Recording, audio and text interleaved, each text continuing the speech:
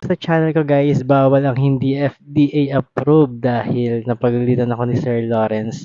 So dapat lahat ng re-review natin dito sa YouTube is FDA approved kasi medyo mahigpit na raw si YouTube. Kung kayo rin guys is may mga dark spots, so nakaka-brighten din kasi ito ng face and deeply na-exfoliate niya yung ating top layer ng skin. Meron siyang sodium laurate sulfate kaya nung ginamit ko to guys, medyo drying siya sa face. Okay guys, yung price niya is mga nasa 169 pesos na rin.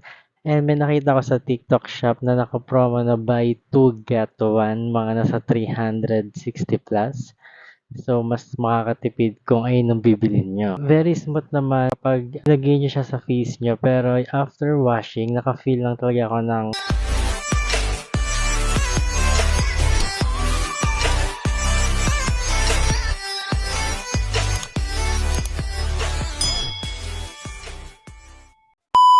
Hi guys and welcome back to my channel, and for today's video, grabe sobrang tagal ko rin di nakapag-vlog.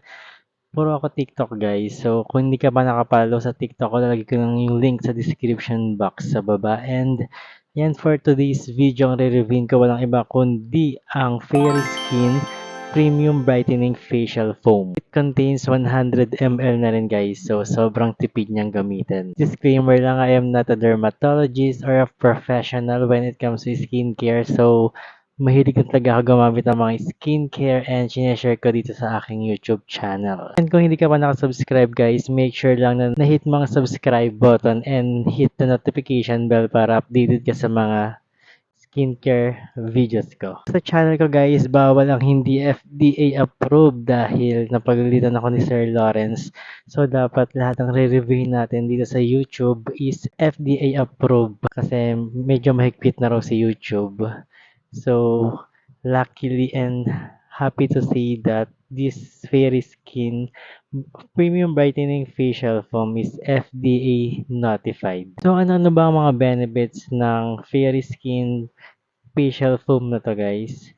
So una-una dyan guys, kung kayo mga may pimples and acne and textured skin, so kung yung medyo rough ang inyong skin guys or meron kayong dull skin, I will recommend this product. Kung kayo rin guys is may mga dark spots, so nakaka-brighten din kasi ito ng face and deeply na-exfoliate niya yung ating top layer ng skin. When it comes to the packaging guys, so ito lang siya, simple lang naman ang kanyang packaging. So, plastic ang kanyang container and color pink ang kanyang takip.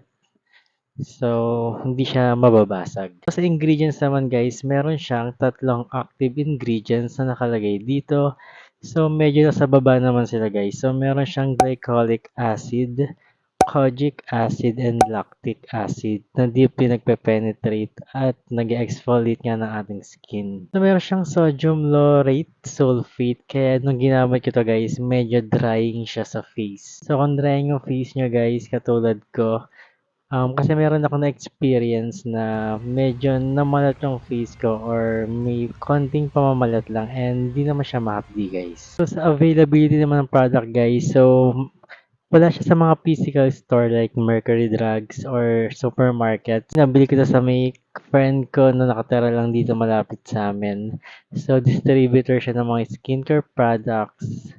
And meron naman ito sa online shop like Lazada, TikTok, and Shopee. Okay guys, yung price niya is mga nasa 169 pesos na rin. And may nakita ko sa TikTok shop na naka-promo na buy 2 get 1 mga nasa 360 plus. So, mas makakatipid kung ayun ang bibilin nyo. Hindi na ako nag-product test sa product na to. So, meron naman akong video na ginawa na nag-facial wash or ginagamit ko to. So, papakita ko na lang dito.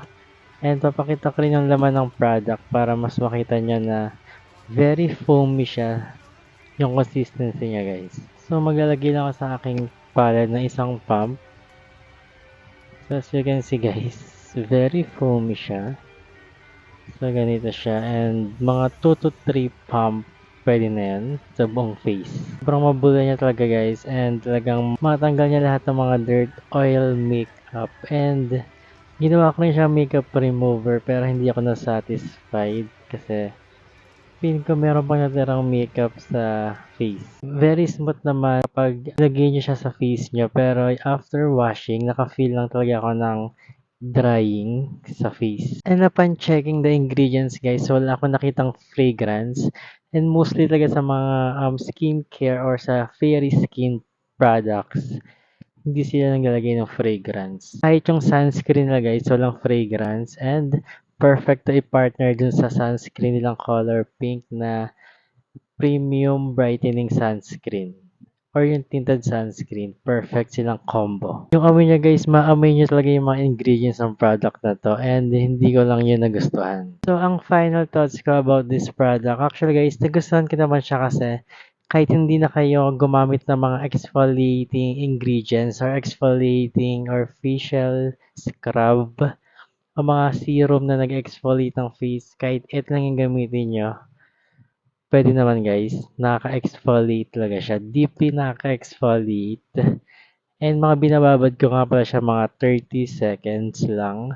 And then, maghilamos na ako. Para-recommend ko siya sa mga may acne, pimple, blackheads, and kung gusto niyo mapa-brighten up yung skin niyo, matanggal yung mga impurities and mga dark spots. So, nakakatulong talaga siya. So, I think guys, hanggang dito na ang aking video and lagay ko sa description box below yung link kung saan nyo siya mabibili and nireview ko rin yung tinted sunscreen and premium brightening sunscreen nito. So, lalagay ko rin yan sa description box sa baba and yun lang guys for today's video and lagi natin tatandaan na walang shortcut sa skincare. Yun lang guys, bye!